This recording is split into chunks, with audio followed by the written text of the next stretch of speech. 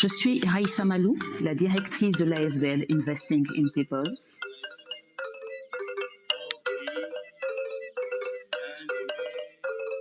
Qui organise tous les ans, avec le ministère de l'Enseignement primaire, secondaire et technique, la Semaine de la science et des technologies. Oui, oui, la Semaine de la science avec des animations scientifiques. Oh, va bien.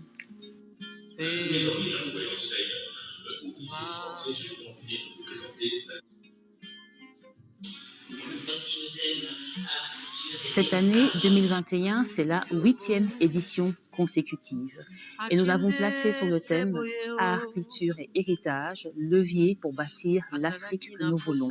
Nous avons voulu, c'est le même thème que le thème 2021 de l'Union africaine. Nous avons voulu ainsi marquer la présidence de la République démocratique du Congo à la tête de l'Union africaine pour cette année.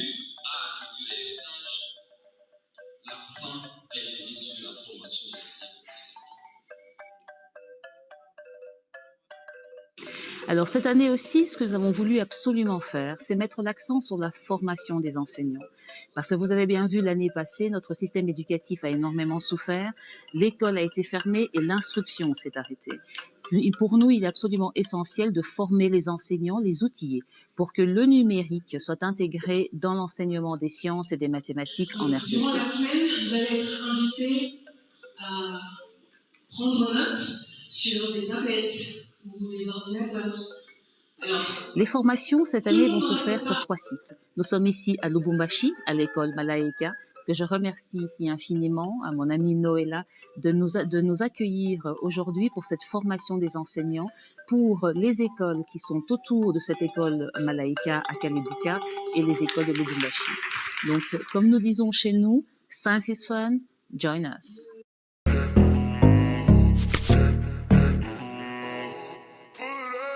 Voilà, retour à cette session. Alors, vous aurez remarqué qu'il y a beaucoup moins de lumière chez moi. C'est tout simplement parce qu'il y a une rupture, une interruption d'électricité. Heureusement que nous avons parmi nos panélistes un éminent spécialiste qui pourrait nous en parler tout à l'heure, mais cela ne va certainement pas entamer notre enthousiasme. Pour celles et ceux qui viennent de nous rejoindre, bienvenue dans cette seconde session de ce cycle de conférences. Nous venons de suivre avec énormément d'intérêt la présentation de Nadine Mateki, architecte capillaire, comme elle se définit elle-même. Je vais donc me tourner vers Monsieur Paul Bonga Bonga, qui va nous parler de My Pet Project.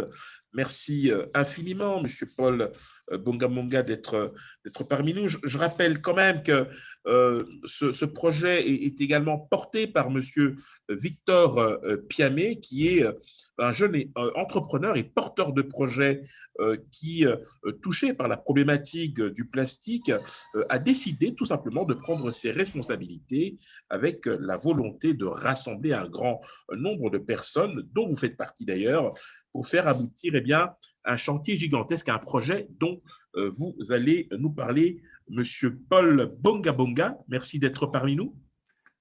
Merci Henri Désiré de m'avoir reçu parmi vous. Je suis très heureux de pouvoir participer à la Semaine de la Science et d'apporter ma petite pierre à l'édifice et par mon intermédiaire aussi tous les gens qui nous soutiennent dans notre projet. Alors, pour ne pas trop prendre de temps, je vais aller droit au but et en venir au fait. Qui sommes-nous? Que faisons-nous? Alors, comme vous l'avez dit, Victor est le moteur en fait de la dynamique qui a été enclenchée concernant le problème de l'amoncellement de tous les déchets plastiques. Je ne vais pas revenir là-dessus. Tout le monde connaît les environs de la ville et les différentes rivières qui sont jonchées et débordantes de plastique. Et à partir de ce constat, il a été mis en place une petite task force ou un groupe de personnes qui ont décidé de ne pas rester indifférents à la situation et ont décidé de prendre les choses en main. Alors, prendre les choses en main de quelle façon? C'est de la façon la plus appropriée, dira-t-on, donc par la création d'un organisme qui va prendre en charge en fait le traitement de ces déchets. Mais ça, c'était en fait une façon très simple de le faire. Le constat que nous avons fait est que ramasser les déchets, en l'occurrence, ne suffit pas. Il faut un changement radical de mentalité. Et donc, notre approche pour ce projet est de se focaliser essentiellement sur l'éducation. Donc, l'approche que nous faisons, donc l'Obikin en tant qu'ASBL a décidé d'aborder le problème par le biais de la prise de conscience. La prise de conscience signifie comment endiguer l'apport de déchets dans nos villes. Et donc, le constat que nous avons fait, si on constate que quand même plusieurs générations des années durant ont eu un tel comportement, il est temps de couper l'apport et d'essayer de changer les mentalités. Et donc, notre vision est que ce changement de mentalité doit se faire par l'intermédiaire des enfants. Alors, je vais essayer de vous passer ma présentation. Si vous voyez mon écran, dites-moi si vous le voyez. Ça y est, c'est parti. Voilà. Alors, oui, nous vous écoutons. Donc, l'OBI, donc ce que je disais préalablement, la prise de conscience et l'acronyme qui a été choisi pour la constitution de la SBL, en fait, le lobby, tout le monde connaît la définition du lobby, c'est d'essayer d'interférer, d'intercéder par un groupe de pression. Et donc, lobby en anglais, on a francisé le nom, donc lobby, et kin de la soustraction de Kinshasa pour dire que lobby kin est la mise en place d'une association décidée à essayer d'apporter une solution au problème de la pollution via le plastique. Alors, j'espère que, voilà. Donc, qui sommes-nous? Je viens de vous le dire, hein, nous sommes un petit groupe de gens décidés à travailler, mais le plus important, c'est quel est notre objectif? Alors, notre objectif, c'est d'éradiquer donc la propagation de toute la pollution, mais par un biais essentiel qui est l'éducation.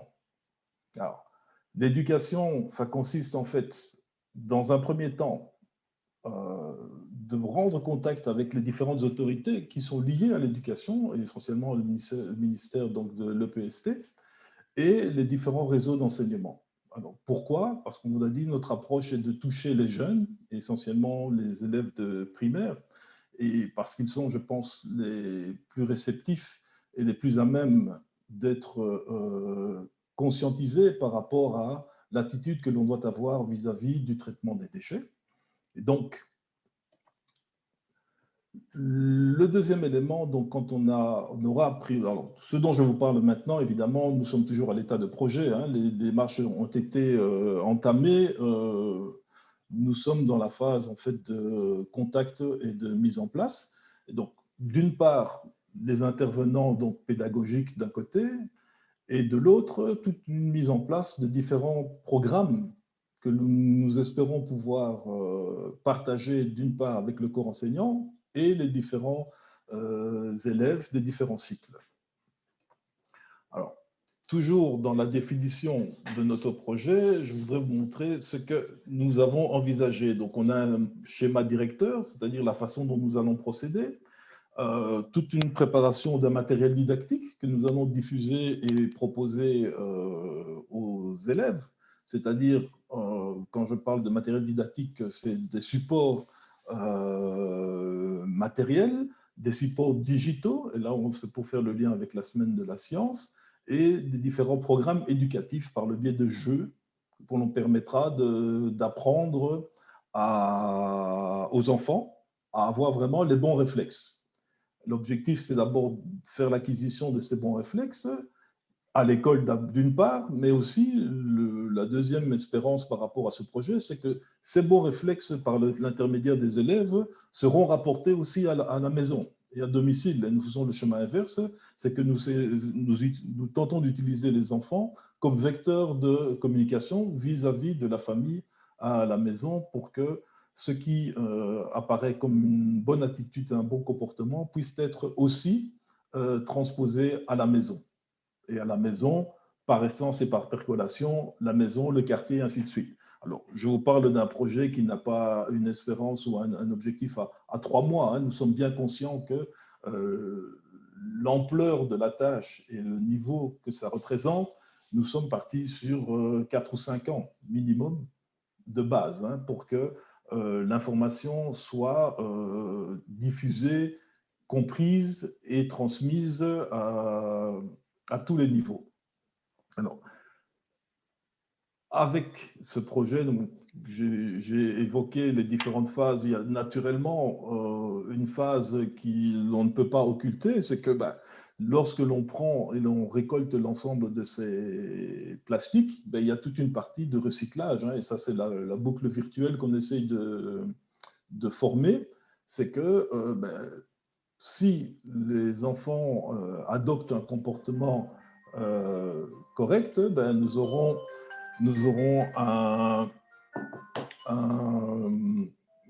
les aléas du direct. Voilà. Les enfants ramenant en fait tout un volume de plastique dans les différentes écoles, nous aurons toute une phase derrière qui se veillera à traiter ces plastiques et à les recycler pour pouvoir les réintégrer sous différentes formes, d'une part du matériel dans les écoles, dans les infrastructures, et d'autre part dans différents autres mobiliers urbains, en l'occurrence, en partie. Alors, la phase première, et je vais essayer d'être assez succinct, mais c'est la prise de conscience, d'une part, hein, au niveau de nos autorités, parce que ça, nous avons regardé les différents programmes officiels dans lesquels on pourrait retrouver l'environnement et le comportement environnemental. Alors, le bien-être et l'hygiène sont bien entendu au programme officiel et officieux, mais ces programmes sont plus tournés vers l'hygiène corporelle, le respect de l'environnement et autres, mais ne tiennent pas compte de la situation actuelle aujourd'hui où le plastique, et en l'occurrence le PET, est omniprésent dans la vie de tous les jours. Et donc, actuellement, cet aspect de la problématique du PET n'est pas repris dans les programmes officiels. Et donc, nous avons, nous, de notre côté, mis en place toute une partie de support pouvant apporter un soutien, en fait, au corps éducatif pour permettre de leur donner, en fait, d'avoir les moyens d'éduquer, en fait, les enfants par rapport à cette problématique. Je vous passe les détails. Je n'ai fait que reprendre là les éléments qui sont repris dans la charte de notre ministère de l'Éducation. Donc, il y a un élément important qu'il faut prendre en compte, l'éducation pour la santé et l'environnement. C'est adopter les attitudes et les traits à la protection de l'environnement en vue d'une gestion durable des ressources naturelles. Ça, c'est la définition que l'on retrouve dans la charte de l'EPST. Et donc, concrètement, comment cela se traduit-il dans les cours de tous les jours? Il ne faut pas être grand scientifique pour voir que ça n'a pas porté ses fruits jusqu'à présent. Et donc, il faut adopter une attitude complètement différente et apporter des méthodes et des moyens différents. Donc, dans ce cadre-là, nous pensons, et nous essayons de mettre en place maintenant des supports techniques qui ont porté ses fruits ailleurs. Je dis qu'il ne faut pas essayer de réinventer la roue. Il y a déjà différentes organisations sur la planète, ailleurs, en Amérique du Sud, en Australie, d'autres qui ont mis en place ces programmes éducatifs pour les enfants et qui ont réussi à avoir des résultats plus que probants sur l'attitude à adopter concernant d'abord le recyclage. Quand je dis le recyclage, c'est le traitement, le classement et la récupération de tous ces produits. Donc, en l'occurrence, notre objectif ici, c'est d'apporter tout ce qui permet à l'enseignant d'avoir un support éducatif pour les élèves, aux élèves de leur permettre d'être conscients de la situation et à partir de là, avoir une action concrète sur le terrain. Et donc, quand je reprends le cours de la présentation, quand je pense au personnel enseignant, c'est d'avoir une prise de conscience et l'attitude à avoir par rapport à cette situation, être conscient de l'environnement dans lequel ils sont, leur faire découvrir ou bien représenter le cycle complet du traitement des différents plastiques et ensuite d'avoir une bonne attitude et de pouvoir récompenser l'ensemble des élèves. Et le dernier élément, c'est les initier à la valeur du recyclage parce qu'il faut pouvoir préciser que l'ensemble des plastiques, ce ne sont pas des déchets, c'est de la matière première que l'on n'exploite pas. Alors, la troisième phase de notre projet, le schéma directeur, c'est la collaboration entre les différentes entités. Donc, nous, en tant qu'association, le ministère de l'Éducation d'un côté, les différentes directions provinciales ailleurs, parce que je parle ici maintenant l'OBIKIN, mais il est bien entendu que c'est un projet que l'on a l'ambition de porter à l'échelle nationale, bien entendu. Et nous avons au-dessus de nous, comme structure fêtière, MyPet Projet, vous en avez cité un mot tout à l'heure, mais qui est situé en Belgique et qui est un apport logistique extérieur pour la mise en place du projet ici sur Kinshasa. Alors, j'ai dit, nous avons déjà le matériel qui est prêt, nous allons entrer dans une phase de préparatif pour démarrer le projet. Le schéma dans lequel on se situe, et là c'est juste pour pouvoir simplement présenter la chronologie, on a au niveau des différents acteurs de la situation, nous avons l'observation, l'identification, prise de conscience au niveau de l'école et des élèves qui va percoler et leur demander d'être conscients de ce qui se passe à l'école, dans leur quartier, dans la famille. Alors, cette observation, d'un côté, va nous permettre de leur apporter un support pédagogique avec les différents modules que nous allons préparer et qui permettra à terme de les faire devenir acteurs en fait, du cycle et leur permettra d'avoir la bonne attitude. Donc, ceci, je le fais très schématiquement, mais bon, ça va prendre un certain temps pour être mis en place. Mais l'essentiel et l'objectif du projet se déroulent de cette façon-là, ce qui permettra à tous les intervenants, et c'est ce qui est important, je veux dire que c'est d'abord d'un côté, d'une part, le corps enseignant, qui doit être conscient de la part qu'il a à jouer, les élèves et les familles en arrière-plan, qui auront aussi leur rôle à jouer dans la récolte du plastique. Et à terme, quand toute cette phase pédagogique sera prête, complète, on aura l'amorce de cette roue virtuelle qui fera qu'on aura, je pense, le début d'un arrêt de l'approvisionnement des déchets dans les différents quartiers de la ville. Alors, quand tout cet aspect au niveau pédagogique et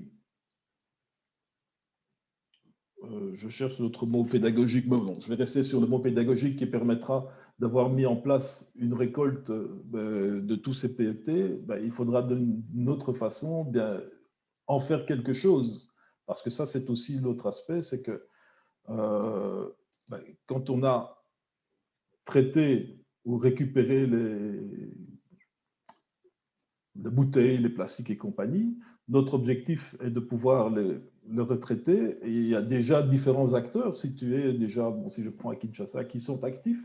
Et donc, nous avons pour objectif de pouvoir travailler en collaboration avec d'autres acteurs du marché pour qu'on puisse, d'une part, valoriser l'ensemble de ces déchets et apporter un support matériel, comme je l'ai dit précédemment, dans les écoles et sous différentes formes. Bon, ça, ce n'est pas encore arrêté, mais l'essentiel, c'est que la majorité du produit récupéré dans les écoles retourne vers les écoles sous forme d'un soutien soit en matériel, soit en support pédagogique ou autre. Voilà, ça j'espère que je n'ai pas été trop compliqué. Ça, c'est l'ensemble de notre projet. Alors, en termes de date, nous avons l'intention de démarrer déjà le projet pilote en septembre, la rentrée de septembre, ici, avec 4 écoles, et ensuite avancer sur le développement du projet.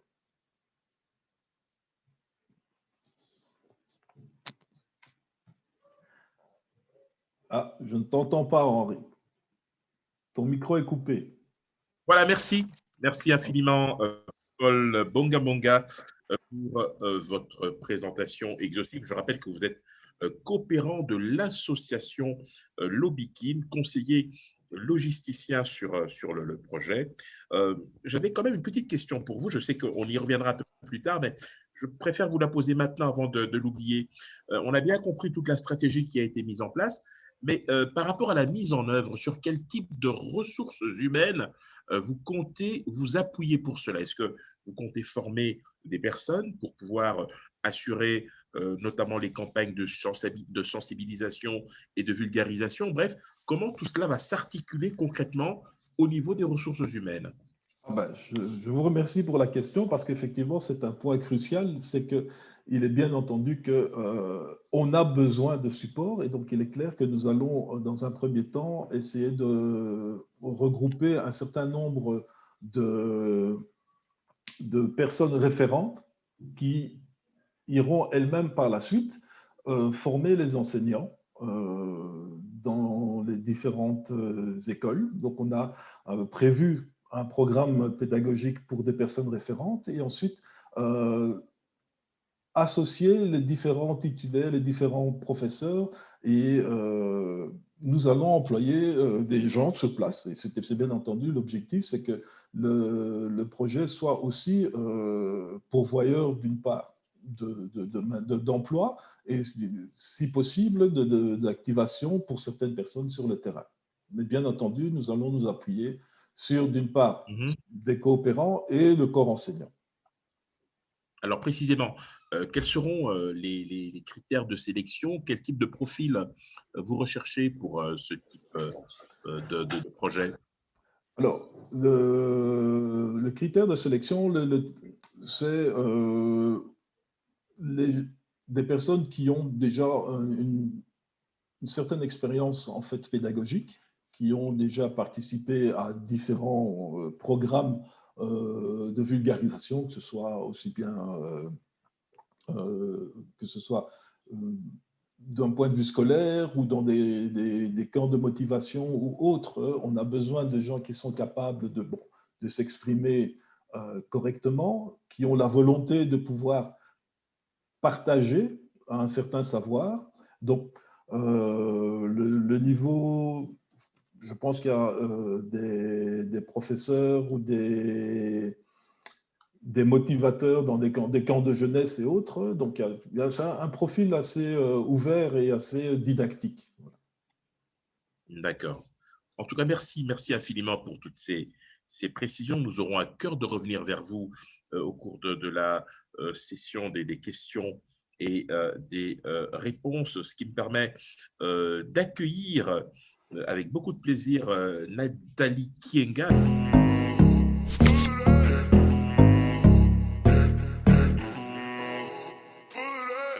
Nathalie Kienga, je disais, avec vous, nous allons aborder la question des enjeux de la cybersécurité ainsi que de la stratégie en Afrique. Alors, on va peut-être d'abord parler un peu de vous. Vous êtes analyste spécialisé en cybersécurité et risques informatiques dans le secteur bancaire. Vous êtes membre du comité scientifique de l'Agence francophone pour l'intelligence artificielle, mais également d'autres associations de l'écosystème. Avant de vous céder la parole, chère madame, dites-nous, au fond, qu'est-ce qui vous a amené dans ce domaine? Est-ce que c'est une passion, c'est une vocation? Comment vous vous retrouvez là-dedans? Alors, bonjour et merci pour cette présentation et merci pour cette question. La cybersécurité n'a pas été pour moi une vocation, ça a été plutôt un choix stratégique. Je suis communicante de formation, j'ai fait toutes mes études en communication, j'ai fait la première partie de ma carrière en étant responsable communication et relations institutionnelles dans le privé, et j'ai constaté que la cybersécurité commençait à prendre de l'ampleur, que les menaces étaient beaucoup plus présentes et qu'il y avait quelque chose à faire pour construire un écosystème d'une grande valeur dans la cybersécurité. Donc, je me suis tout simplement positionnée en commençant tout en bas de la hiérarchie et puis en montant au fur et à mesure, en me formant, en posant des questions et en m'entourant d'experts qui ont pu m'accompagner dans cette ascension. Très bien. Alors, la cybersécurité, évidemment, c'est devenu un enjeu essentiel Tout à fait. aujourd'hui. Je l'ai rappelé tout à l'heure en disant que c'est l'une des menaces, l'un des périls les plus importants à l'heure actuelle, car ces dégâts sont considérables. On va vous écouter, en fait. Vous allez nous expliquer, en fait, par le menu. D'abord, d'un point de vue étymologique, qu'est-ce que la cybersécurité? Alors, ce qu'il faut savoir, c'est que la cybersécurité est avant tout un mot assez marketing. La cybersécurité est avant tout, on peut traduire soit comme la sécurité de l'information, la sécurité de l'informatique. Cyber est un mot qu'on a ajouté pour le rendre un peu plus joli. Ce qu'il faut retenir, c'est que la cybersécurité est avant tout, du coup, la sécurité du cyberespace. Le cyberespace qui est composé d'interconnexions entre l'infrastructure, entre l'information, entre la donnée. Donc la cybersécurité est là pour protéger cette donnée, protéger ce capital informationnel de tout milieu, de tout environnement. Donc infrastructure côté sécurité physique des biens et des personnes, et cybersécurité pour tout ce qui est données, capital informationnel et tout ce qui passe par les réseaux et les canaux d'information, tout simplement.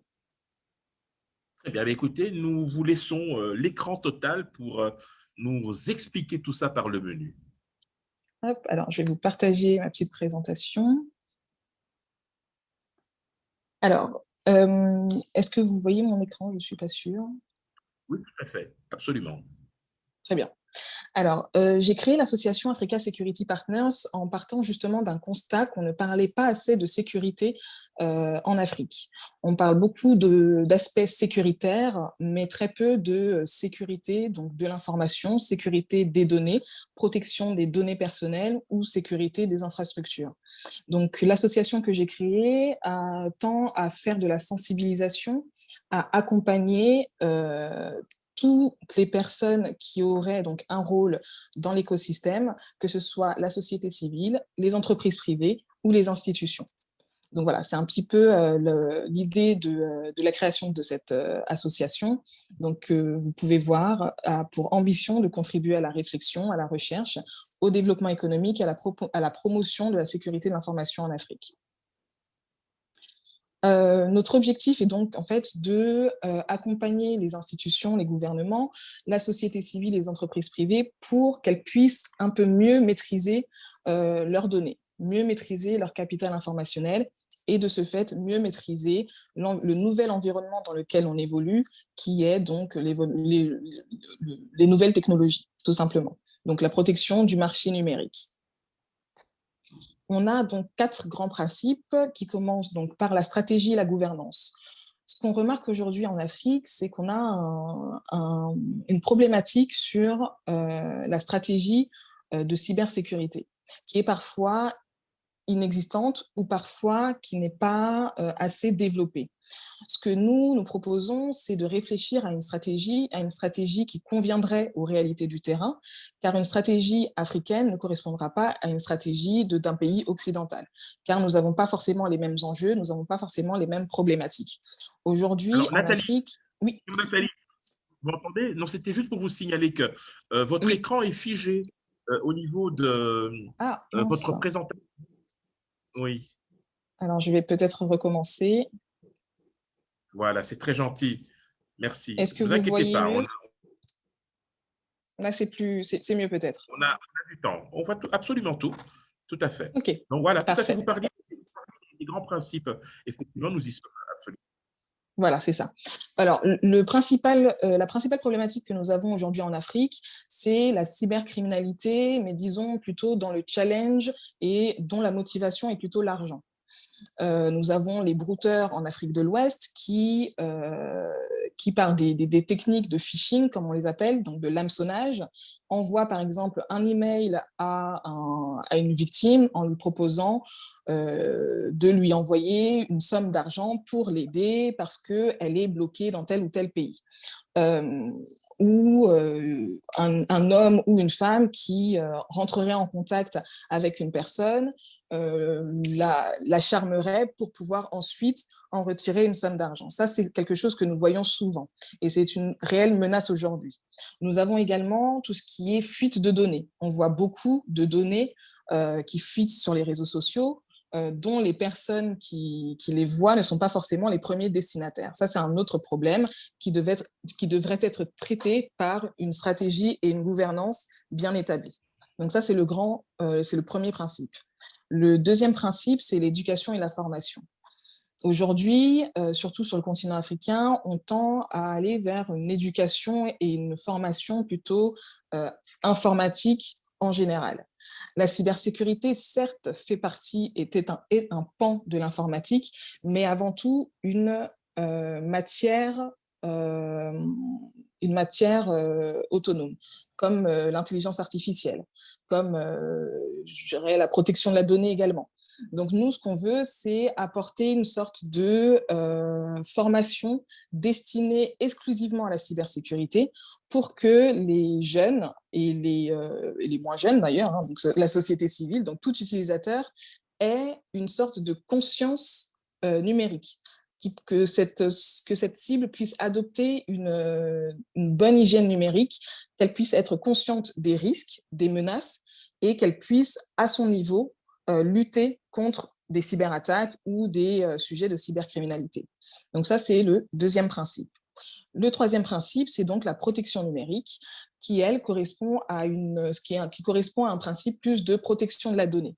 La donnée doit être protégée. En cybersécurité, on a quatre grands principes également qui correspondent à la disponibilité, à l'intégrité, à la confidentialité et à la preuve. Pour nous, une donnée doit être disponible, donc où qu'elle soit. Elle doit être intègre, donc elle doit être vraie et vérifiée et vérifiable. Elle doit être également confidentielle, c'est-à-dire qu'elle doit être adaptée et accessible à une personne qui en a le droit, et on doit pouvoir la tracer. Quand une information personnelle ou autre sort de notre contrôle, elle doit pouvoir être contrôlée soit par le user, soit par l'institution qui la protège. Donc ça, c'est un petit peu notre troisième grand principe. Et le quatrième, c'est l'égalité des chances. Voilà, on a fait le constat que effectivement, il y avait quelques inégalités au niveau de l'accès à l'information, de l'accès à l'éducation. Et donc, nous, on essaye de justement pallier à ce besoin-là en mettant les jeunes filles en avant sur les sujets des nouvelles technologies et de la cybersécurité, et puis également les personnes les plus méritantes pour qu'elles puissent avoir le bon écosystème, le bon environnement pour pouvoir étudier et monter en compétence sur ces sujets-là. Pour parler un peu des enjeux de la sécurité en Afrique, alors, les nouvelles technologies ont fait une expansion fulgurante en Afrique, et qui dit évolution des nouvelles technologies dit également évolution des risques liés notamment à la cybersécurité. Sur mon écran, vous voyez donc 3 grosses menaces qui ont été identifiées il y a cela 2 ans, mais qui sont toujours d'actualité. C'est tout d'abord 20% des pays africains qui ont un cadre législatif pour combattre la cybercriminalité. 20%, c'est un taux qui est extrêmement faible. Quand on sait que beaucoup de données transitent sur notre continent, que 20% seulement ont un cadre législatif, c'est très peu. Et ces 20%-là ne comptent pas les pays qui ont mis en place une réglementation. Nous sommes toujours juste à l'étape du cadre. Donc voilà, il y a un travail à faire de ce côté-là, de réglementation, de législation, que ce soit sur la loi de la protection de la donnée ou juste une loi sur une stratégie de cybercriminalité.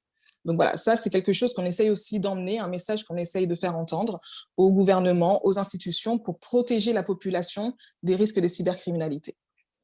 Nous avons la deuxième menace qui est, comme je vous en parlais tout à l'heure, le phishing, qui est donc l'utilisation de logiciels malveillants qui tend à vous voler des identifiants ou des données personnelles.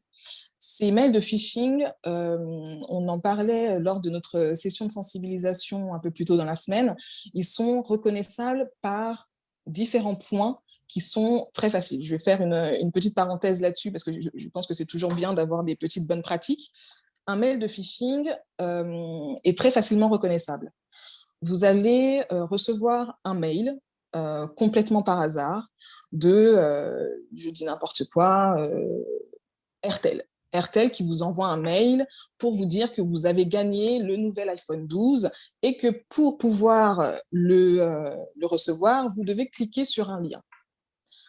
Vous êtes tout content de recevoir cet iPhone 12, d'avoir la possibilité de le gagner. Vous ne réfléchissez pas forcément, vous cliquez sur ce lien. Et en fait, ce lien, il s'avère que c'est un lien malveillant qui met un virus, tout simplement, sur votre poste de travail. Ce mail, pour pouvoir identifier la menace, il faut avant tout regarder l'adresse de l'expéditeur. Souvent, l'adresse de l'expéditeur contient une petite faute, mais vraiment très peu visible. Il faut vraiment très bien faire attention.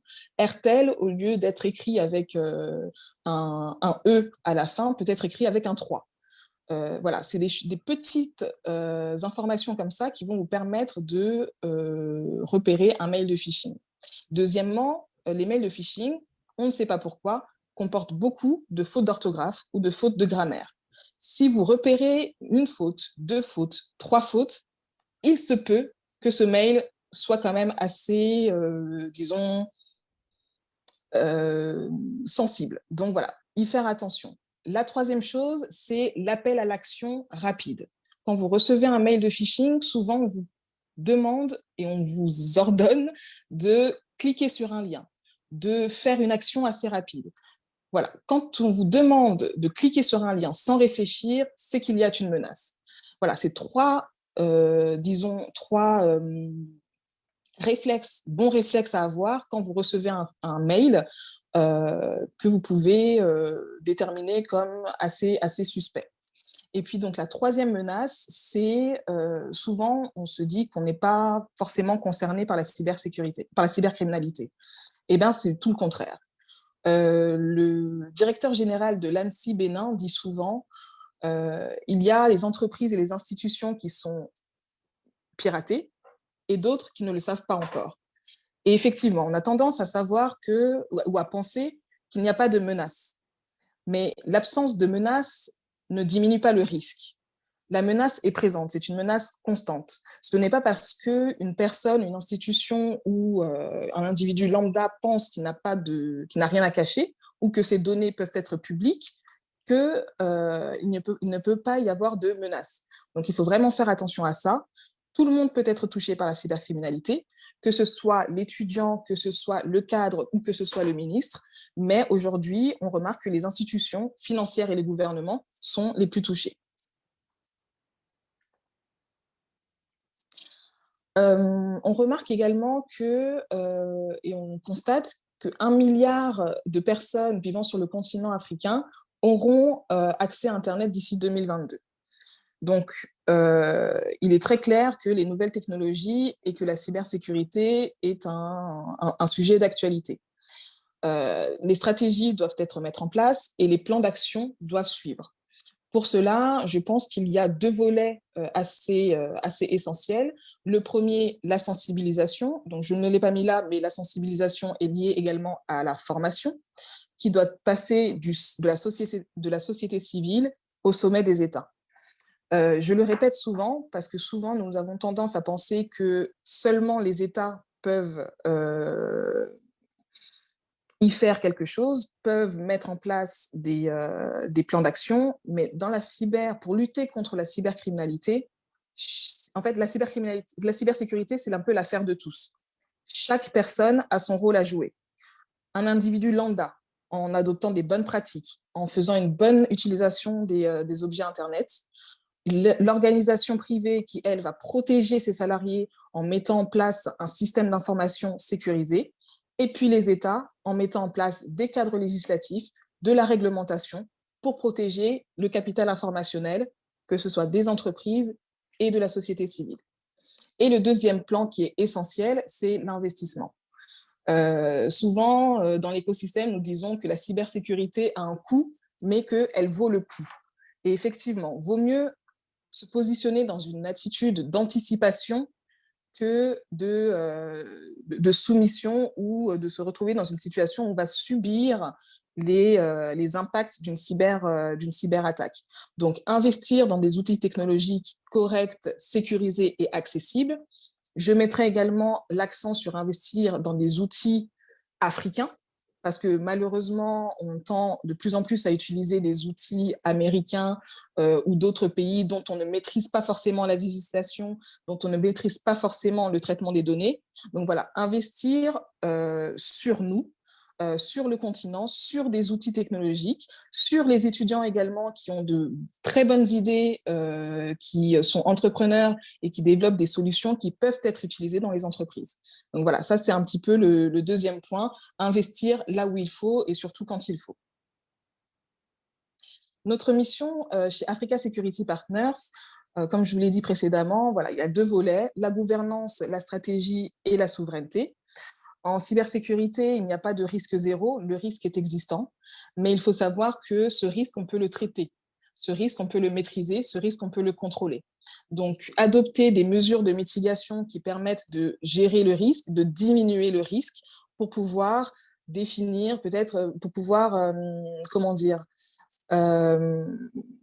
être pas forcément sûr à 100% de ce qu'on utilise ou de la sécurité de notre système d'information, mais avoir un niveau de maturité qui correspond aux standards du métier, mais qui permet également de sécuriser les données, encore une fois, de notre population. Et puis le deuxième pan, c'est donc la cyberculture, la formation et la sensibilisation que nous faisons pour les collaborateurs privés, pour le user lambda, pour les étudiants, afin qu'ils puissent adopter une bonne hygiène numérique pour pouvoir faire de leur espace, de leur cyberespace, un espace sûr qu'ils peuvent utiliser en pleine conscience. Alors, je ne sais pas si j'ai dépassé mon temps. Pas du tout. Pas du tout. D'accord. C'était très passionnant. Je peux donc Allez, juste toujours. terminer sur nos projets. Parce que je pense que c'est important. On a 4 grands projets aujourd'hui qui reprennent un petit peu l'état d'esprit de nos principes. Africa Security Leader qui tend à développer un écosystème de la cybersécurité en Afrique. On souhaite créer un hub sécurité pour les entreprises africaines qui souhaitent mettre en place des solutions justement de sécurité innovantes. Africa Security Education qui tend à la création du premier institut de cybersécurité et sécurité des infrastructures en Afrique centrale, dont le premier va être ouvert en septembre prochain à Kinshasa. Et puis ensuite, Africa Security Protection pour le soutien à la recherche et au développement des innovations. Et enfin, Africa Security for All, où on met à disposition des bourses d'études et de formation pour les profils les plus méritants. Et on a un programme aussi pour les jeunes filles qui souhaitent évoluer dans la sécurité de l'information. Voilà, c'est un petit message pour nos jeunes. S'ils souhaitent prendre part à ces projets-là, nous serons ravis de les accueillir et de les accompagner.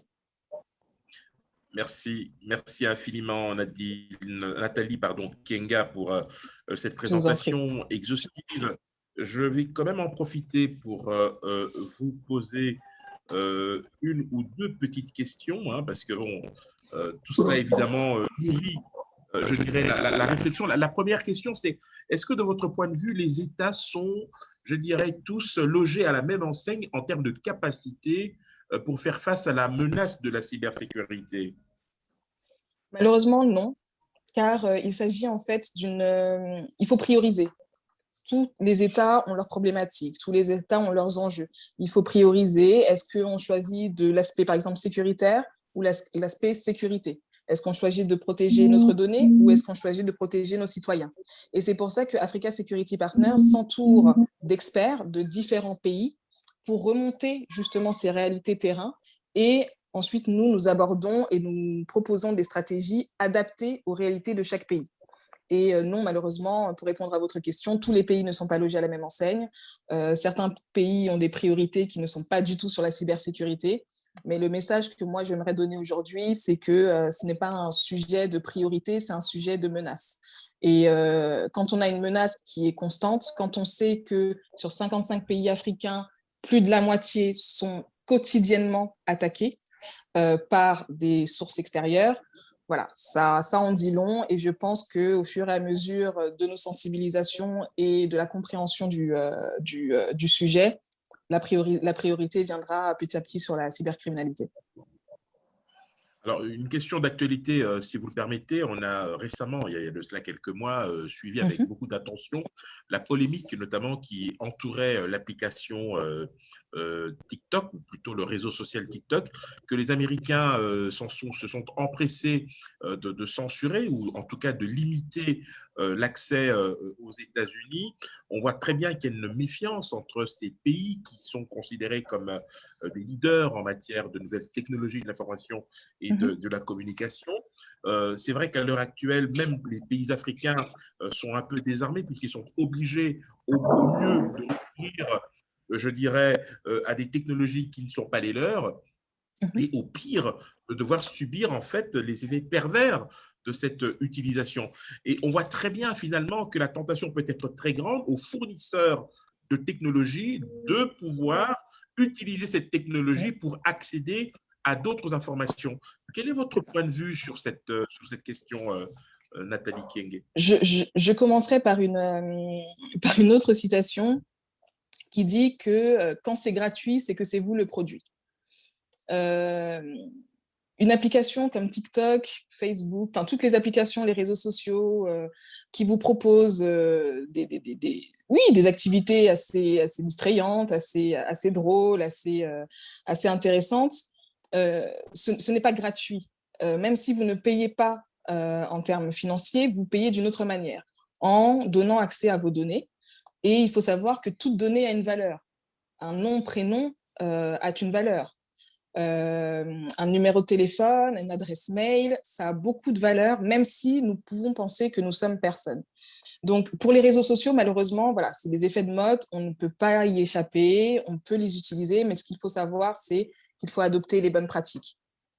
Il suffit de se renseigner un petit peu, regarder, voilà, je ne vais pas forcément rentrer dans le détail en disant qu'il faut regarder un petit peu d'où viennent ces nouvelles applications. TikTok est une application, si je ne me trompe pas, chinoise. On sait très bien ou on pourrait le savoir si on peut trouver cette information sur Internet, que les Chinois, la Chine, ont une politique sur la sécurité des données extérieures qui laisse à désirer. Donc voilà, c'est se renseigner, faire un petit peu de veille, ne pas forcément penser que tout ce qui est à la mode est bon pour nous, réfléchir à 2 fois avant d'utiliser une application. On a vu il y a quelques semaines que Facebook a été victime à nouveau d'une fuite de données, que 500 millions de données utilisateurs ont fuité. 105 millions sont des données de personnes vivant sur le continent africain. Je vous invite à vérifier si vous avez un petit peu de temps, si votre adresse mail n'a pas été piratée, si votre mot de passe n'a pas fuité, et le changer s'il le faut. Il y a des outils pour vérifier tout ça, pour vérifier la bonne intégrité de nos données. Donc voilà, je vous invite vraiment à vérifier ou vous rapprocher de nous. Je me ferai un plaisir de vous donner les outils de vérification. Mais voilà, donc utilisez les réseaux sociaux à bon escient, avec une conscience cybersécurité, même si c'est difficile à avoir. Mais voilà, adopter les bonnes pratiques, une bonne hygiène numérique, changer de mot de passe régulièrement, avoir un mot de passe assez fort. Donc, un bon mot de passe, c'est un mot de passe avec 12 caractères, une majuscule, un caractère spécial et un chiffre. Il y a aussi des méthodes pour pouvoir le faire assez facilement. Voilà, donc moi, je pense que la clé, c'est dans les bonnes pratiques au niveau utilisateur. Alors, deux questions, si vous le permettez, Nathalie Kienga. C'est une question qui est posée par le public. Quelle devrait être, selon vous, la vision africaine de la cybersécurité? Est-ce qu'il y a des fondamentaux? Est-ce qu'il y a des éléments qui feraient que cette vision serait proprement africaine? Il est difficile d'avoir une vision africaine. Il faut d'abord commencer par une vision nationale. Parce que une stratégie du numérique ou une stratégie de cybersécurité se fait seulement sur base de nos besoins, enfin du besoin du pays et de ses enjeux et de ses menaces. Une menace ne sera pas la même si elle est traitée en République démocratique du Congo que si elle est traitée au Sénégal. Donc avant, alors c'est un avis aussi un peu personnel, c'est avant de penser coopération en termes vraiment continentaux, il faut penser stratégie nationale. Parce que, voilà, comme je disais, il y a beaucoup à faire à ce niveau-là d'abord, ce qui n'empêche pas d'adopter une coopération du coup sur le continent en faisant, par exemple, du partage d'informations, de la demande d'aide aussi. On sait très bien que l'Afrique de l'Ouest est assez avancée sur ces sujets. Ça ne coûte rien d'aller demander à un RSSI ou à un responsable ou à un ministre de la cybersécurité ou du numérique dans ces régions-là, quelle stratégie a-t-il mis en place? Quelles sont les bases qui ont également été mises en place? Après, il y a des standards, des standards internationaux pour la sécurité de l'information. On a les normes ISO 27001 qui reprennent parfaitement certaines bases et une checklist des points à mettre en place, des mesures à mettre en place pour avoir une bonne sécurité de l'information. On a aussi le framework NIST qui est un framework américain qui reprend également tous les points pour avoir une bonne stratégie de la cybersécurité. Donc, la matière, elle est là. C'est plus dans la mise en œuvre qu'il y a un effort à faire. Alors, j'ai encore une question. Quelle différence faites-vous entre la cybersécurité et la cybercriminalité? Alors, la cybercriminalité, c'est la menace, pour faire simple. La cybercriminalité, c'est l'attaque, c'est la fuite de données, c'est un acte malveillant. Ça peut être aussi un acte qui n'est pas fait exprès. On sait que 80% on sait que le maillon faible de la cybersécurité, c'est l'humain. Donc, un humain peut ne pas faire attention au lien sur lequel il clique. Il ne l'a pas fait exprès. Donc, ça aussi, c'est une menace. Donc, la cybercriminalité, c'est tout ce qui est aspect menace, ce pourquoi on se bat. La cybersécurité, c'est le plan d'action. C'est la stratégie qu'on met en place justement pour se protéger. Voilà, la cybersécurité répond aux menaces de cybercriminalité. Alors, j'ai une question d'Évariste, je pense. Je n'ai pas le nom complet, et qui demande si on peut avoir, si vous pouvez nous donner un exemple d'outils pour vérifier si l'on n'a pas été piraté. Alors oui, tout à fait. Alors, je vais peut-être le mettre dans le chat après. C'est un site internet qui s'appelle Have I Been Pwned, qui permet de vérifier si vous rentrez votre adresse email ou votre numéro de téléphone, si cette information n'a pas fuité lors de dernières cyberattaques. Je le mettrai dans le chat si c'est possible. Donc voilà, c'est un petit peu l'outil de référence qu'on utilise pour vérifier si nos données n'ont pas été piratées ou n'ont pas été fuitées lors de différentes cyberattaques. D'accord. Alors, les deux dernières questions, chère Nathalie Kienga. À l'ère de la zone de libre-échange continentale africaine, quel impact la cybersécurité peut avoir sur cette zone de libre-échange? Alors, la cybersécurité ou la cybercriminalité? Je n'ai pas bien entendu. Alors, à l'ère de la zone de libre-échange continentale africaine, quel impact la cybersécurité peut avoir sur cette zone de libre-échange? Alors, je dirais, pour répondre simplement, un impact positif, En fait, encore une fois, ça dépend de la stratégie qui est adoptée finalement. La cybersécurité peut avoir aucun impact si elle n'est pas mise en place. Il faut passer par là pour pouvoir en récolter les fruits. Si on peut continuer à en parler, hein, on peut continuer à parler de cybersécurité, sécurité de l'information, sécurité informatique, mais s'il n'y a pas un plan d'action ou un plan de remédiation ou un traitement des risques qui est fait de façon concrète, la cybersécurité, malgré tout ce qui peut se passer autour, malgré toutes les évolutions des nouvelles technologies, n'aura aucun impact. Donc tout dépend de ce que les États décident d'en faire. D'accord. Pensez-vous que les gouvernements africains devraient sponsoriser la formation de nouveaux experts dans ce domaine? Car semble-t-il, hein, ce domaine n'est pas toujours disponible dans les universités africaines. Justement, c'est un changement qu'on devrait mettre en place. Je ne pense pas que les États devraient être les seuls acteurs. Il y a également les entreprises privées qui font partie également des premières cibles de cybercriminalité. Donc, je pense que c'est un projet qui doit se faire en intelligence collective pour pouvoir faire évoluer les choses. Nous, ce qu'on propose aux entreprises, c'est de sponsoriser via des bourses d'études nos étudiants pour qu'ils puissent venir faire de la théorie dans notre institut, mais qu'également qu'ils puissent avoir une expérience terrain. Un RSSI, donc un responsable sécurité des systèmes d'information dans une entreprise, pourrait prendre un étudiant. Alors, je dis étudiant, je parle de jeunes, mais aussi de moins jeunes, car il y a aussi des personnes qui souhaitent se reconvertir dans les métiers de la cybersécurité.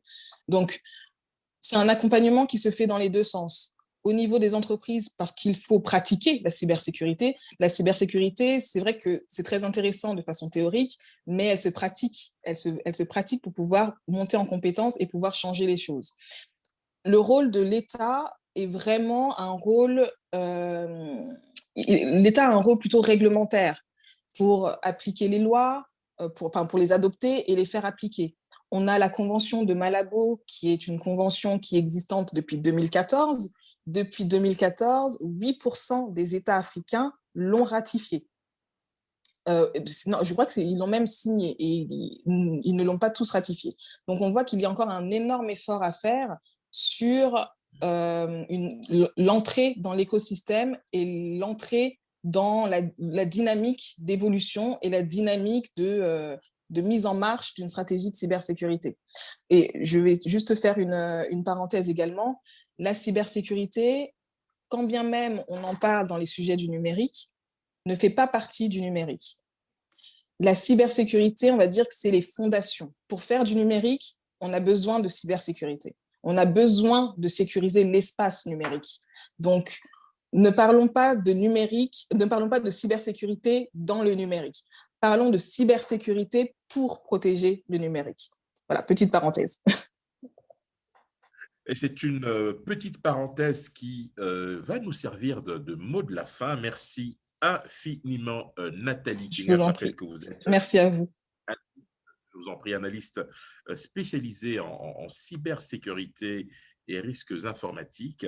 Merci vraiment du fond du cœur pour toutes ces précieuses informations. Je sais qu'il y a beaucoup de questions, mais on aura vraisemblablement l'occasion de revenir vers vous Bien sûr. si vous évidemment disponible. L'occasion pour moi, évidemment, de vous proposer un interlude vidéo d'ici quelques instants. Le temps, évidemment, d'accueillir ceux qui viennent de nous rejoindre dans cette nouvelle session organisée dans le cadre de la 8e édition de la Semaine de la science et des technologies. Nous avons commencé donc tout à l'heure avec l'atelier capillaire. Nous avons accueilli Nadine Mateki. Ensuite, nous avons évoqué le Pet Project avec Monsieur Paul Bonga avant de conclure maintenant, à l'instant, avec Nathalie Kienga qui nous a parlé de cybersécurité, des enjeux bien évidemment, ainsi que de la stratégie en Afrique. Nous allons donc passer à l'interlude vidéo avant eh bien, d'aborder la question des solutions technologiques durables pour l'Afrique avec notre prochain invité. À tout de suite.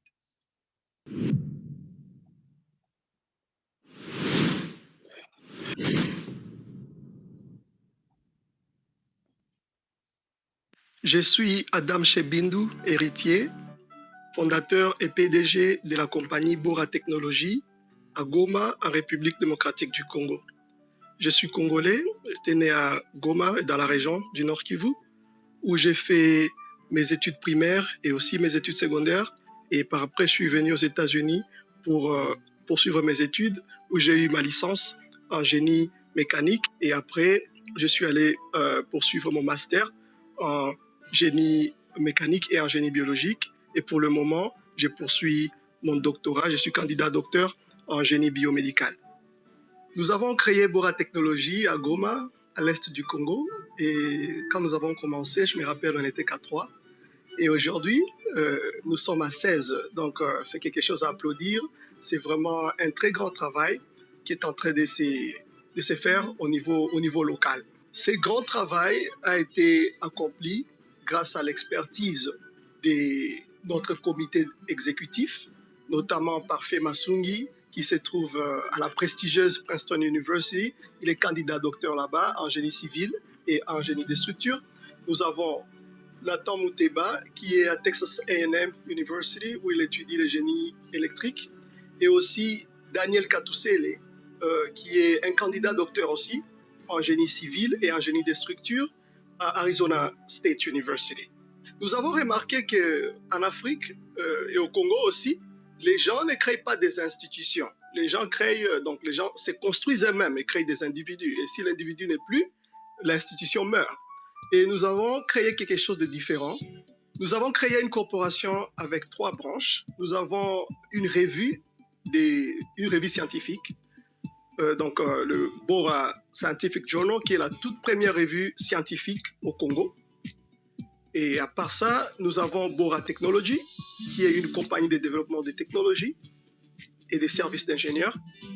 Nous avons aussi Bora Research Group, qui est un groupe des recherches avancées en computational engineering. Nous étudions des problèmes dans notre communauté et nous y apportons des solutions technologiques appropriées. Nous avons développé des appareils comme le Bora Smart Meter, qui est un compteur d'électricité intelligent. Et ça permettra aussi aux clients de savoir exactement quelle quantité d'électricité ils ont utilisée et aussi de payer la facture d'une manière simple avec les monnaies mobiles. Nous avons aussi des lave-mains automatiques qui sont sans contact et qui sont déjà disponibles pour la vente. Nous offrons plusieurs services d'ingénieurs. Nous avons des ingénieurs en génie civil qui sont des docteurs en génie civil et des experts en structure. Et alors, nous offrons l'analyse des structures. À part ça, nous avons le génie de la gestion d'eau. Nous avons aussi le génie environnemental. Nous avons notre équipe de génie mécanique qui est spécialisée à la conception des différents systèmes, notamment le système de ventilation et de climatisation. Nous avons aussi notre équipe de génie logiciel et notre équipe de génie électrique. Et ces 2 équipes-là travaillent souvent ensemble pour offrir des services de conception des logiciels et aussi de services d'installation de l'électricité dans des maisons et de conception des systèmes électriques. Et dans les systèmes électriques, il y a le concept des maisons intelligentes. Nous voulons faire des technologies made in Congo, conçues et développées par des Congolais. Alors, pour y arriver, nous avons besoin des dons et des investissements. Nous sommes ouverts vraiment aux investissements. Si quelqu'un veut investir sur un certain projet dans notre compagnie, ou soit s'il veut investir sur toute la compagnie, nous sommes ouverts à ça. Nous sommes aussi ouverts aux dons des tierces. Nous avons une cagnotte qui circule pour le moment dans des réseaux et nous avons vraiment besoin de vos contributions. Nous investissons sur l'homme congolais, sur l'ingénieur congolais, dans le but de créer une classe moyenne dans notre pays. Nous voulons que chaque personne qui termine ses études puisse aspirer à un avenir meilleur.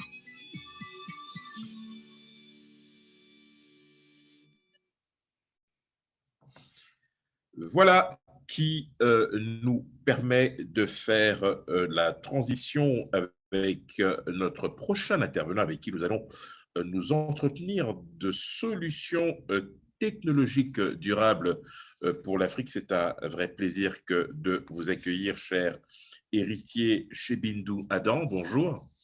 Bonjour. Merci de participer à cette 8e édition de la Semaine de la Science et des Technologies.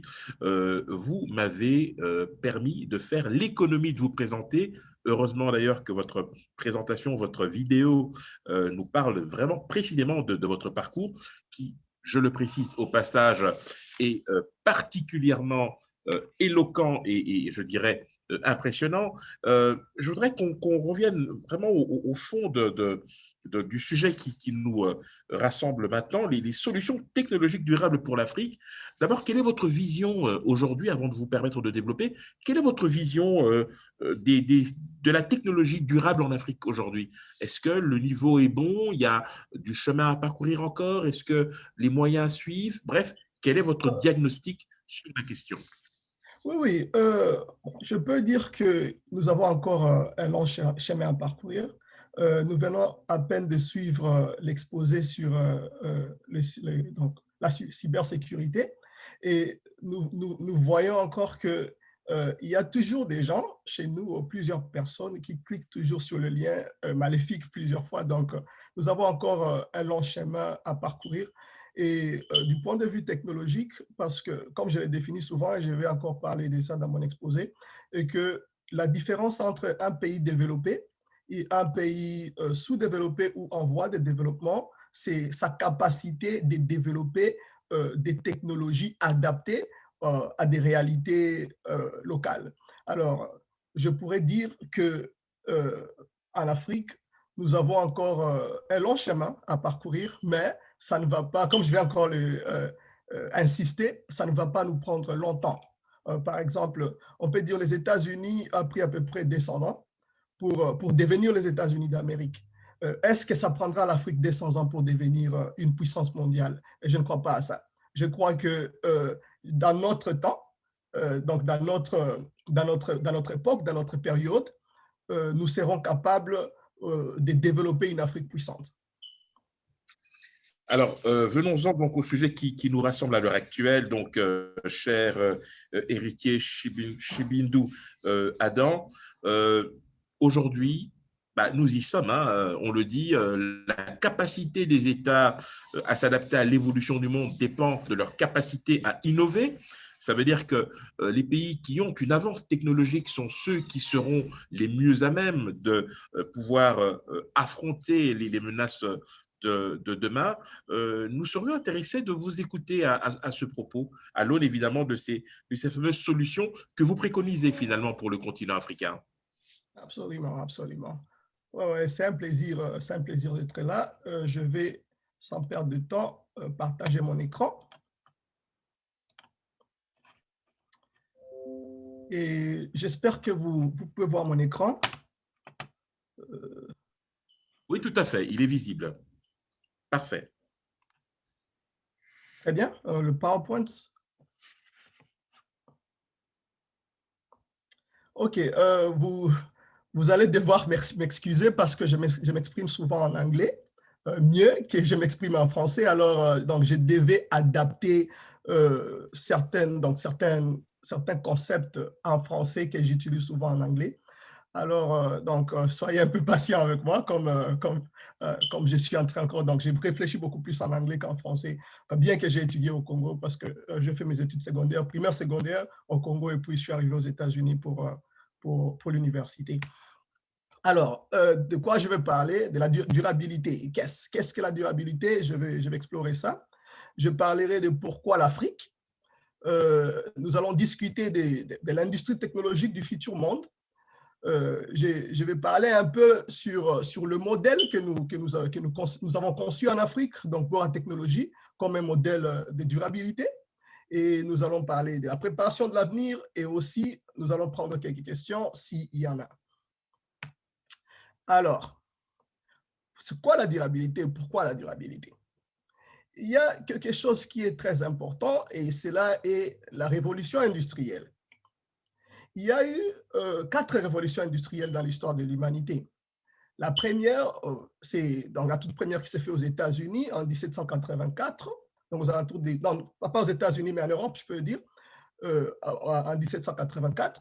Et après, nous avons eu celle qui s'est faite en 1870.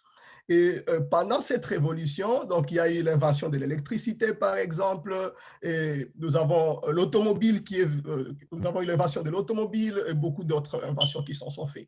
Cela a changé le monde d'une certaine manière de concevoir les choses. Ça a changé les travaux que les gens faisaient, la manière de faire leurs travaux. Auparavant, les gens récoltaient les cotons par la main. Et désormais, nous avons eu des machines pour récolter les cotons et pour faire les tissages. Alors, et ça a créé une certaine révolution industrielle. Et cela a créé beaucoup d'emplois, cela a révolutionné le monde d'une manière. C'est après que nous avons donc le IT qui est venu dans les années 60, où nous avons maintenant l'ordinateur, nous avons donc la comptabilité, je peux dire numérique, je peux le dire. Alors, et après maintenant, aujourd'hui, nous vivons dans la période de la 4e révolution industrielle.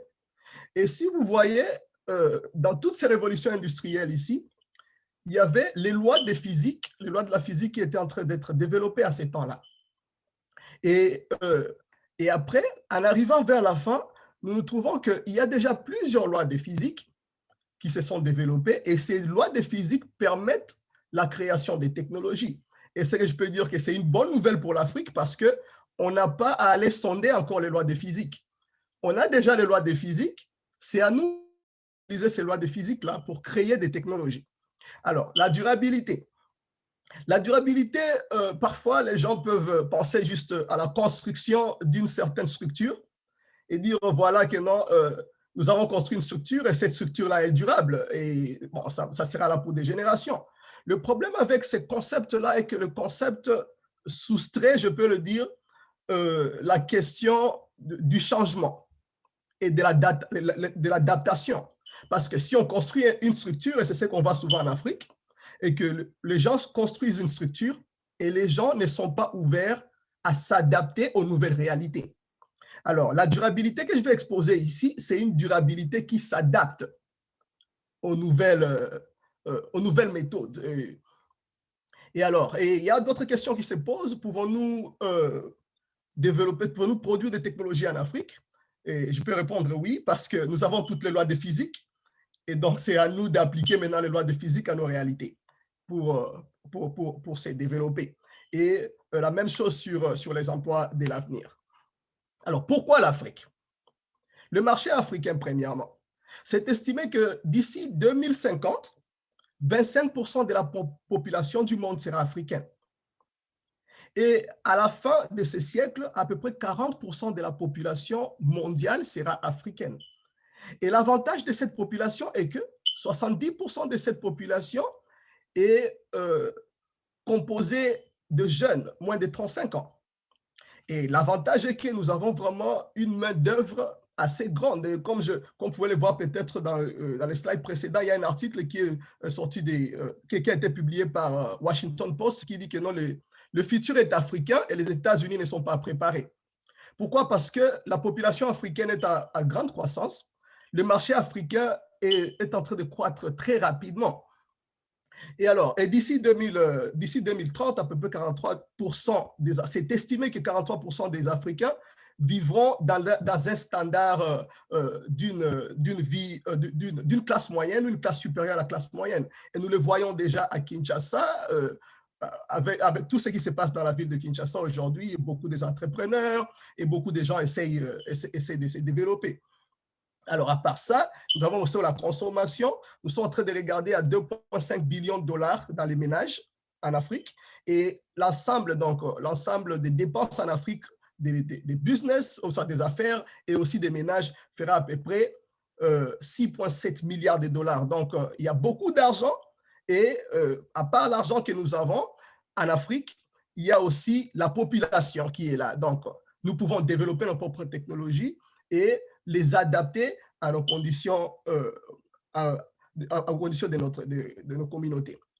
Et pourquoi la technologie? Pourquoi nous pensons à la durabilité technologique? C'est parce que 60% de la population mondiale est estimée d'aller dans des villes d'ici 2030. C'est-à-dire qu'il y aura création de nouvelles villes et ces villes-là seront adaptées aux réalités actuelles. À part ça, il y a maintenant l'automatisation ou soit le robotisme. L'industrie du robotisme atteindra à peu près 67 milliards de dollars l'année d'ici 2025. Et à part ça, il y a le trafic mobile, que je vais encore un peu discuter sur ça au niveau du Congo, atteindra, donc 50% de toutes les transactions se feront par des téléphones. Toujours d'ici 2025, il y a l'impression 3D qui se développe déjà rapidement, où nous avons maintenant des maisons imprimées par 3D. Donc, il y a aussi cette industrie-là qui se développe. Et la croissance rapide des industries des utilisations comme de l'eau, de la nourriture et de l'énergie. Et cette croissance ici, nous qui sommes africains, nous devons essayer à nous adapter à cette croissance. Maintenant, je vous parlerai d'un modèle que nous avons conçu, et ce modèle-là pourra servir d'un exemple, ou ça pourra servir ça pourra servir d'un modèle pour le développement technologique. Alors, nous avons créé Bora Technologies. Nous avons créé Bora Technologies en Afrique, à Goma depuis 2018, mais nous sommes officiels depuis 2021. Et notre objectif à Bora, c'est de créer un pont entre la technologie et la communauté, et aussi créer des solutions durables, comme le thème exige, en se basant sur les réalités en place. Je crois que c'est quelque chose qui a manqué là. Et aussi investir sur les gens. Quand je vois souvent la prof Raïssa parler de investing in people, c'est vraiment ça notre objectif. Nous voulons notamment investir sur la population, investir sur les gens. Alors, notre organisation. Ce que nous développons à Bora Technologies, dans notre organisation, nous avons premièrement les recherches scientifiques, parce que nous croyons qu'on ne peut pas développer un pays sans toutefois développer des technologies et faire des recherches scientifiques qui sont adaptées aux réalités sur terrain. Parce que le contraire serait d'importer des technologies et qui ne seront pas souvent adaptées. C'est le problème que nous avons souvent en Afrique, et que nous importons tout. Et alors, à Bora Technologies, nous faisons un effort pour faire des recherches scientifiques localement et étudier les problèmes de notre communauté, et ainsi donner maintenant des solutions à partir de Bora Technologies, qui est une branche de notre organisation. À part ça, nous avons passé à l'éducation, nous pensons à l'éducation, et dans l'éducation, ce qui est très important, c'est avoir une revue des publications. Alors, nous avons aussi une revue des publications, que je vais parler de ça brièvement dans les prochains slides. Alors, notre centre de recherche, nous avons le East African Center of Multidisciplinary Research. Ce centre se situe à Goma, en RDC, et ce centre a deux piliers: développer et valider l'ingénierie multidisciplinaire et la recherche scientifique en collaboration avec les grandes institutions au monde. Notamment, nous collaborons présentement avec l'Université du Texas, où nous concevons des systèmes de contrôle. Et ces systèmes de contrôle-là, c'est beaucoup plus dans le domaine biomédical, où souvent il y a un projet et nous concevons le système de contrôle de ces projets-là. Alors, et à part ça, nous en partenariat avec l'Université Arizona State aux États-Unis, Princeton University aux États-Unis, et aussi Carnegie Mellon University, où nous travaillons sur la modélisation et la simulation mécanique des matériaux. Et plus précisément en Afrique et au Congo, nous regardons beaucoup plus sur ce qu'on appelle le Fiber Reinforced Concrete. Donc, pour renforcer les bétons, je peux le dire peut-être dans des termes courants. C'est un peu difficile, c'est dans notre branche de génie civil, alors ce n'est pas vraiment mon domaine. Alors, mais quand même, on a une équipe en génie civil qui s'occupe de ça en partenariat avec ces universités que je viens de citer. Alors, ce qui est aussi très important avec nous est que nous voulons promouvoir l'éducation STEM, donc sciences, technologies, ingénierie et maths, sur africain, en développant une culture scientifique, et ce qui est aussi le thème même de la semaine de la science de cette année. Donc, développer cette culture scientifique. Et qu'est-ce que nous avons fait jusque-là? Nous sommes en train de développer des programmes d'éducation adaptés à des applications industrielles. Ça, c'est une chose que nous développons. Et l'autre chose, nous voulons promouvoir l'entrepreneuriat dans la jeunesse. Nous sommes en train de développer un hub d'innovation dans nos ancêtres à Goma et aussi à Lubumbashi.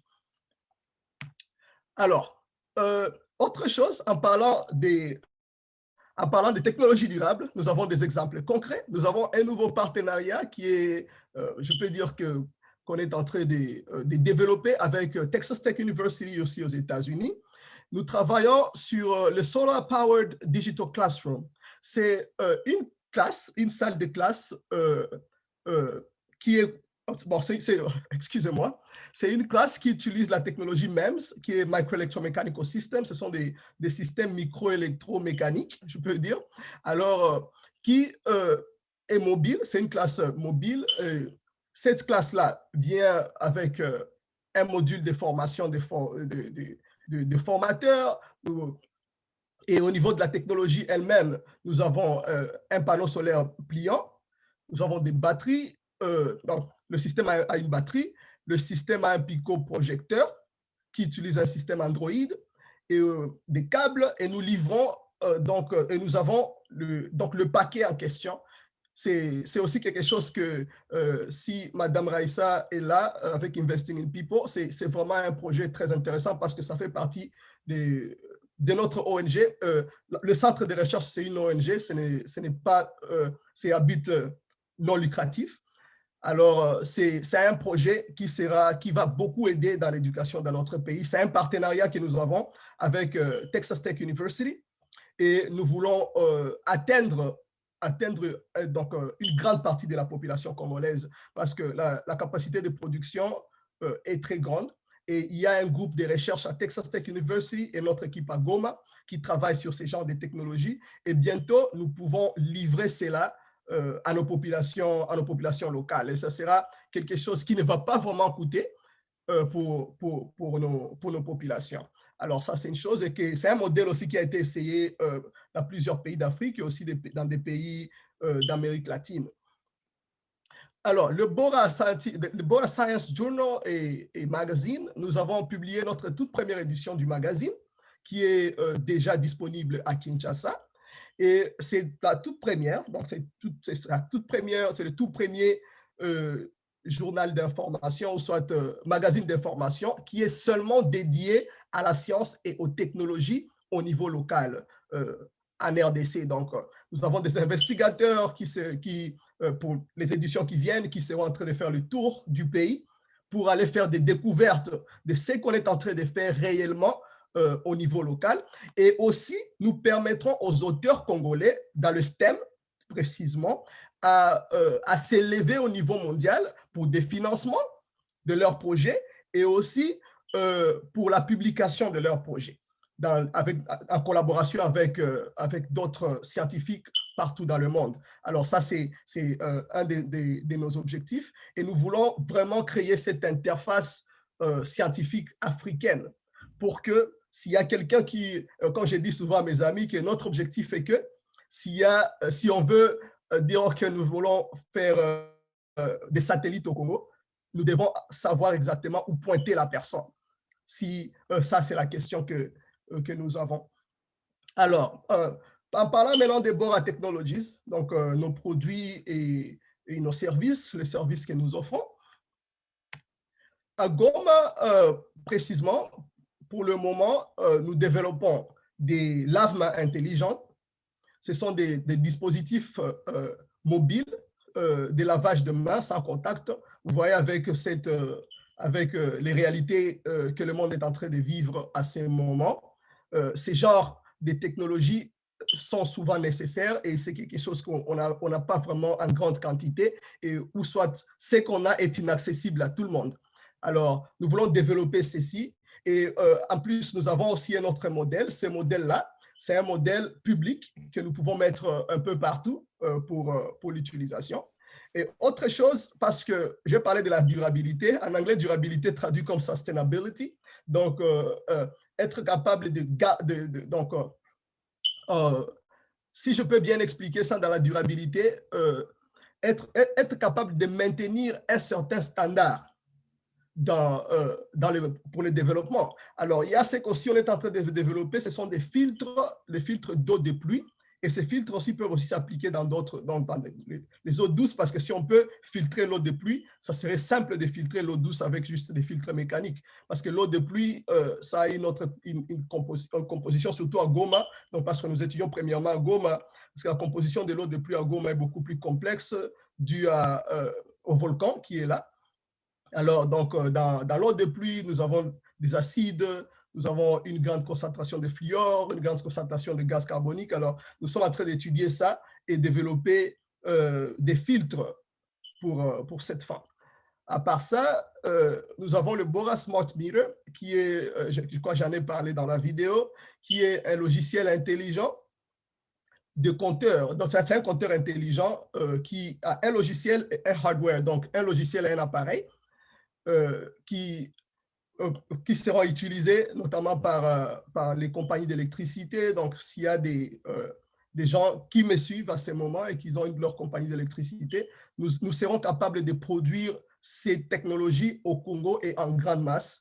Donc, c'est quelque chose sur laquelle s'intéresser, et le marché est là parce que l'industrie... Alors, donc, parce que le marché est là, parce que l'industrie... oui.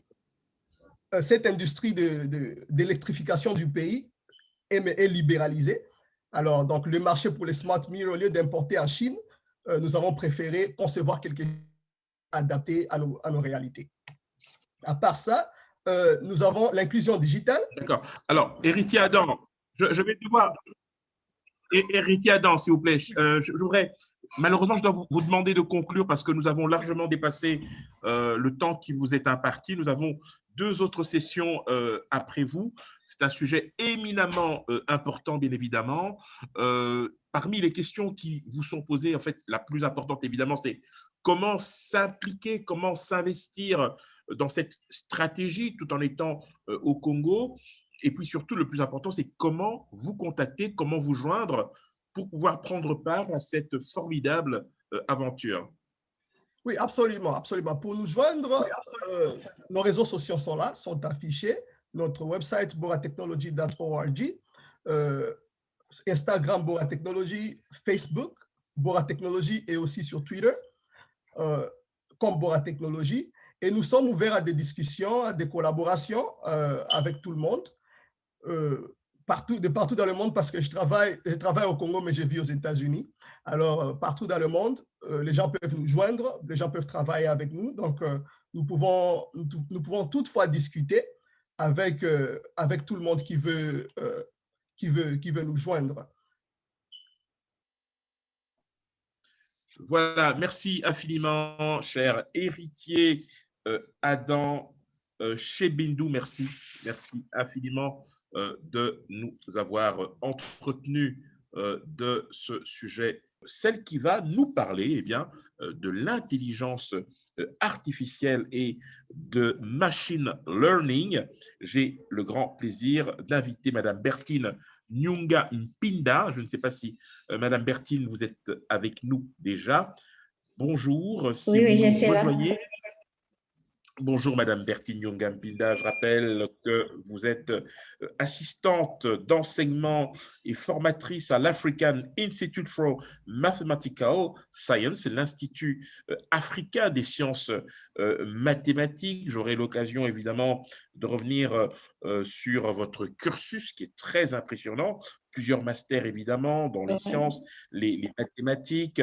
Vous êtes également organisatrice de l'association Women in Machine Learning and Data Science. Alors, pour le profane que je suis, prophète, c'est un lapsus révélateur, pour le profane que je suis, expliquez-nous, qu'est-ce que le learning machine learning? De quoi s'agit-il, chère madame? Ok, merci beaucoup, M. Henri, pour cette introduction.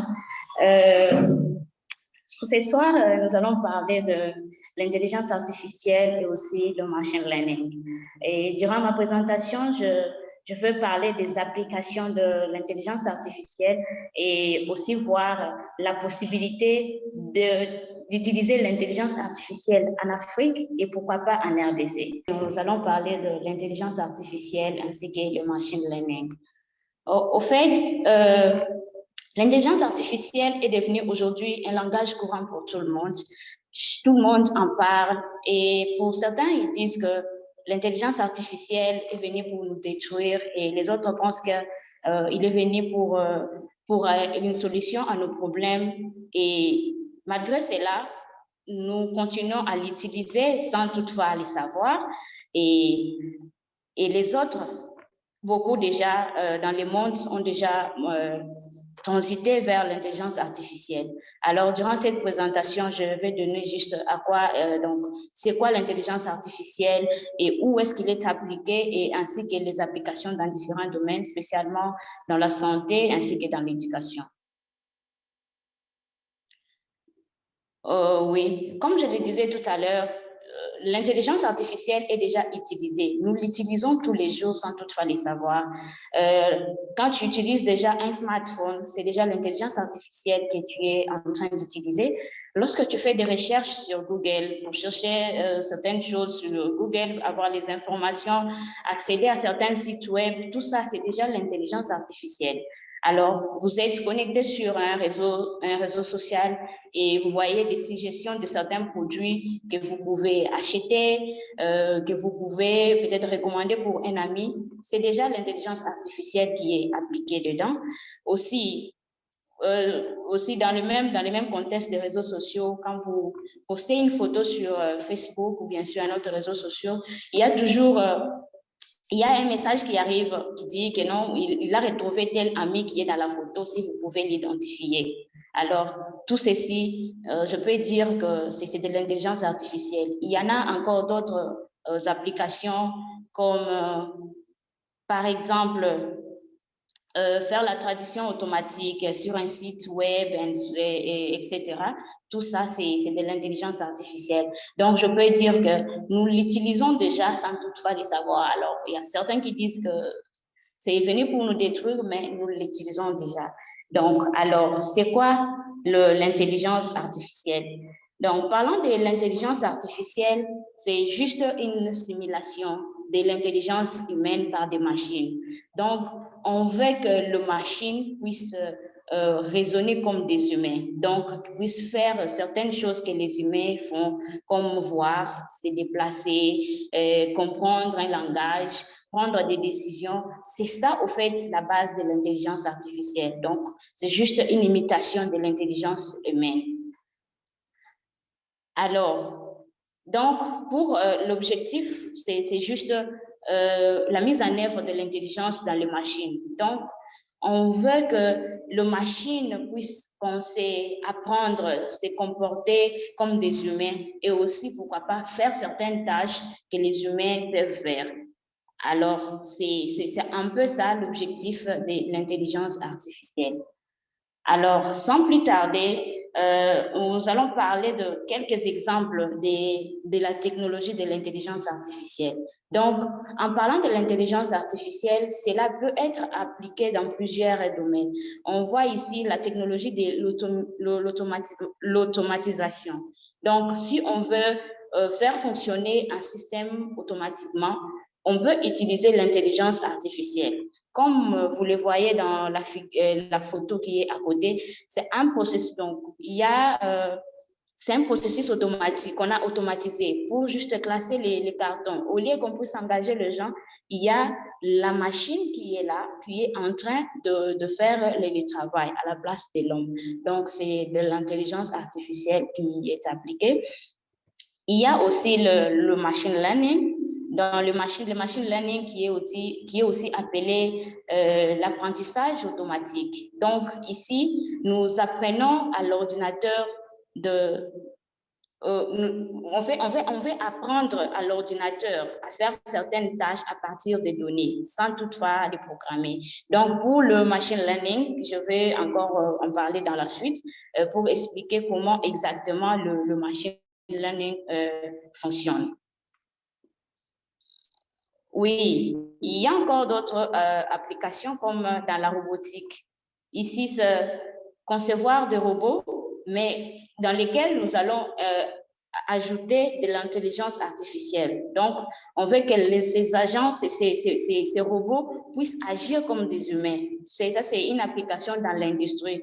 Il y a certaines tâches que les hommes ne peuvent pas faire et qui peut-être engager une main-d'œuvre aussi énorme. Donc, on peut développer des robots qui peuvent faire ce travail. Comme vous le voyez dans l'exemple, dans la photo qui est là, il y a des robots qui sont en train de travailler dans l'usine, en train de classer les cartons, etc. Donc, c'est l'une de la technologie pour la vision par ordinateur. Donc, c'est l'une des applications que nous utilisons chaque jour avec nos téléphones, nos smartphones. Des fois, il y a ceux-là qui veulent verrouiller et déverrouiller leur téléphone par la reconnaissance faciale. Donc, c'est de l'intelligence artificielle qui est derrière cela. Donc, on capture votre visage.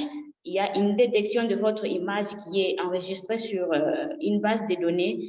Et lorsque à chaque fois que vous vous connectez, il essaye de comparer votre image avec ce qui était déjà enregistré dans la base de données. Alors, et que c'est bon, et vous avez accès à votre téléphone.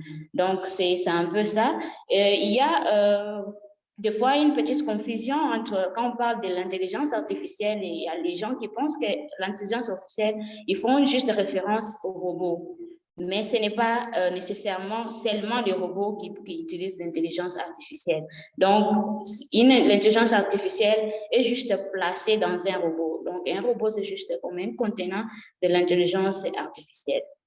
Alors, oui, il y a des gens déjà des voitures autonomes aussi qui sont déjà en train d'être fabriquées, qui vont remplacer donc, il y aura juste des voitures qui n'auront pas de chauffeurs, c'est juste, ils vont juste circuler sans avoir un chauffeur à l'intérieur. Et il y a aussi une autre technologie qui est le traitement des langages naturels. Pour cela, je vais donner un petit exemple ici qui est quand nous utilisons Google Translate. Donc, on veut faire la traduction d'une langue vers une autre. Par exemple, dans cet exemple-ci, j'écris « Bienvenue à la 8e édition » et on m'a donné la traduction en anglais. Donc, ceci, c'est aussi de l'intelligence artificielle. Donc, on a juste fait des algorithmes derrière pour pouvoir détecter un langage et puis faire trouver sa traduction dans une autre langue.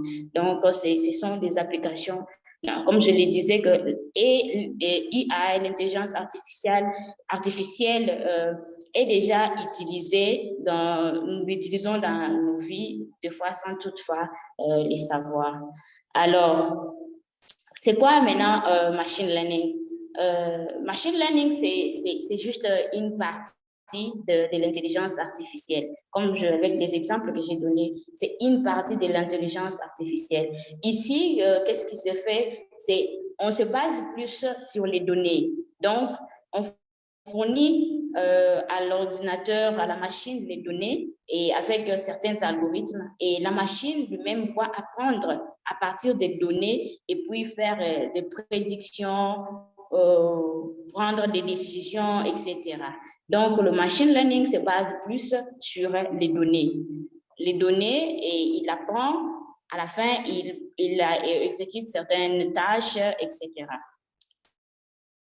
Donc, si maintenant nous allons dans les applications de l'intelligence artificielle, comme vous le voyez là, il y a les applications de l'intelligence artificielle sont maintenant dans presque tous les domaines.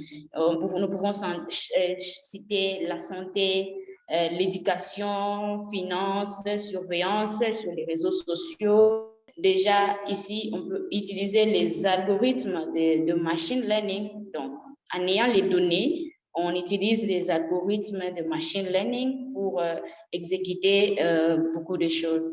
Si je prends par exemple l'exemple des finances, on peut faire l'analyse des risques par rapport aux données précédentes. En guise de conclusion, je pourrais dire que vu les applications de l'intelligence artificielle dans différents domaines, je peux dire que l'intelligence artificielle peut être appliquée ici en Afrique, dans plusieurs domaines, et nous en avons vraiment besoin.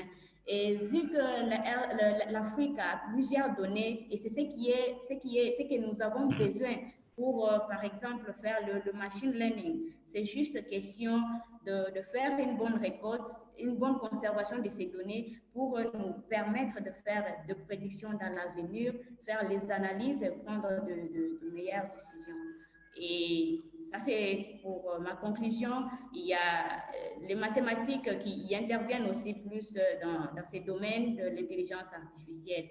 Alors, si au niveau déjà des universités, les bases de l'intelligence artificielle peut être déjà enseignées et déjà mettre un point sur les applications de l'intelligence artificielle, les applications de mathématiques dans l'intelligence artificielle sera encore quelque chose de meilleur qui va aider les étudiants qui font les sciences, qui font les STEM à faire une carrière en intelligence artificielle. Oui, c'est ça ma conclusion. Merci.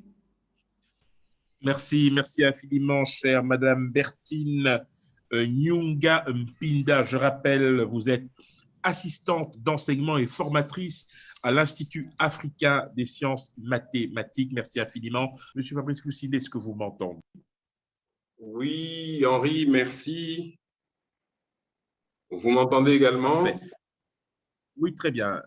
Écoutez, vous avez la parole pour pouvoir poursuivre votre démonstration.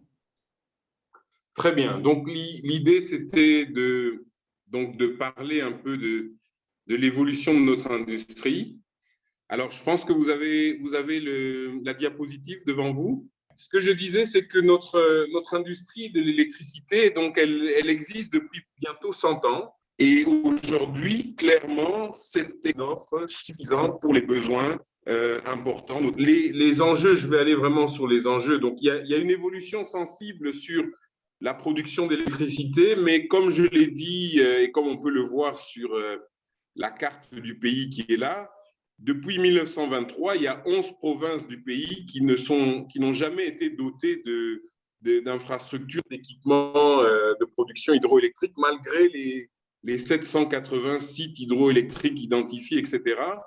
Et même les provinces où il y a eu des infrastructures de production hydroélectrique, elles ont été très concentrées autour des provinces minières. Donc, en réalité, l'industrie n'a investi que pour des besoins d'extraction minière principalement. Et c'est seulement maintenant, avec l'émergence des économies urbaines, que le modèle doit être repensé et il faut trouver des voies et moyens de garantir la meilleure façon de faire pour que 70 millions de Congolais aujourd'hui qui n'ont pas accès à l'électricité, qui doivent notamment recourir tous les jours au makala pour la cuisson, qu'on soit en mesure de développer dans chaque province des mécanismes qui permettent de construire des petites centrales hydroélectriques, de construire des parcs solaires qui vont pouvoir permettre à tout un chacun